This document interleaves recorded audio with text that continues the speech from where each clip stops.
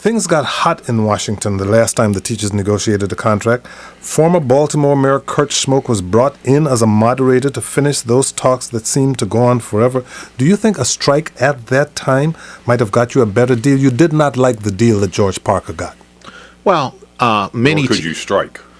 Well, the last time the teachers union in Washington went on strike, we couldn't strike then, but we still went on strike. Yeah. So I don't think the fact that a rule exists is going to stop that component. But the issue was not the compensation component of the contract. The issue was the rights that were given up, the rights to seniority, rights to tenure, components of recall. Exactly what happens in a public school to a teacher who is effective and teaches there, but as a result of low enrollment, the school closes.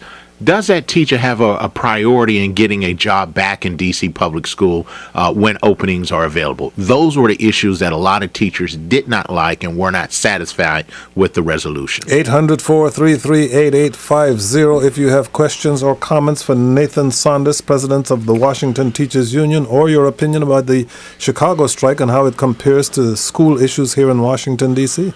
Mr. Saunders, under your leadership of the Teachers Union and Kaya Henderson in the school system, while there have been issues, the temperature certainly has been lowered. Would you agree with that? That she has been more accessible to you, or you to her, in this case, whether you agree on everything or not? Sure. I would certainly say that we have worked together in the best interest of the public school system. And what that means is that we've had some improvements but we have not agreed on every single thing. I'll give you a perfect example. Well, just because there's the absence of here, there seems to be less animosity. That while you may disagree on politics or policies, I don't sense the animosity that I've felt daily with Michelle Rhee, Adrian Fenty, and what I see some with Rahm Emanuel and Karen. What's her in Chicago? Karen Lewis. Karen Lewis. The situation with Chancellor Henderson and I, it goes back to the very beginning, and this is similar to what's going on in Chicago.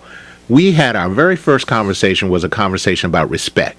If you look at the Chicago Teachers Union, there are numerous threads about whether or not there is respect from Rahm Emanuel towards the teachers in the CTU in Chicago. Kaya Henderson has simply kept her promise to me, and I've kept my promise to her at our very first meeting, and that was that she would not be disrespectful of D.C. public school teachers, because if she was, I made it very clear that I would have to attack her, and I would have to attack her immediately, and she's been very respectful. What are those indications of disrespect that you saw here in D.C. that you apparently also see in Chicago? How does that disrespect manifest itself? Well, in the case of Michelle Rhee, it was disrespectful to go on Time magazine with a broom and say, I'm going to get rid of those teachers in Washington, D.C. And it was also disrespectful to accuse the teachers of crimes against students, to being abusive against students without evidence.